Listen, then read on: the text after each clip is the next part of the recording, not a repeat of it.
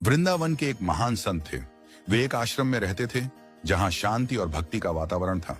संत रोजाना बिहारी जी के दर्शन करते और धाम वृंदावन की परिक्रमा करते थे। एक दिन संत जी को परिक्रमा करते समय एक तोता जमीन पर पड़ा हुआ मिला। संत ने पहले तो थोड़ी देर इधर उधर देखा कि कोई तोते का मालिक तो नहीं है, और फिर संत उस तोते के पास गए तो देखा कि तोते की हालत बहुत खराब थी। वह जल्दी जल्दी सांसें ले रहा था। संत जी ने जल्दी से तोते को पानी पिलाया और उस तोते को अपने आश्रम पर ले आए। तोते को थोड़ा खाने को दिया और आराम करने के लिए अंदर कुटिया में सुला दिया। संत जी ने उस तोते की बहुत देखभाल की और 2 दिन बाद तोता एकदम सही हो गया। संत जी ने उस तोते का नाम मिट्ठू रखा।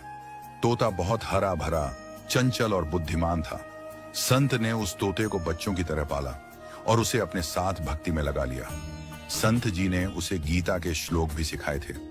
प्रतिदिन तोता प्रातःकाल उठकर मधुर स्वर में भगवद गीता के श्लोक गाता, कर्मण्येवाधिकारस्ते मां फलेषु कदाचन।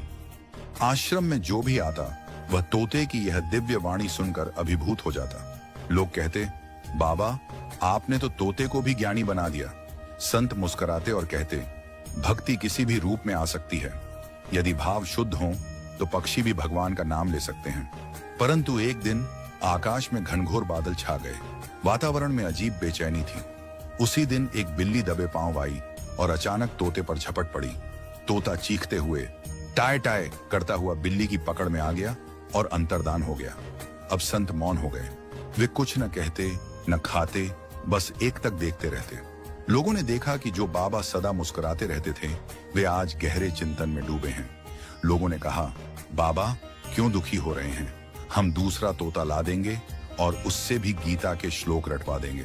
संत ने शांत स्वर में उत्तर दिया, मैं तोते के चले जाने से दुखी नहीं हूं, बल्कि उस क्षण से दुखी हूं जब बिल्ली ने उस पर झपटा मारा।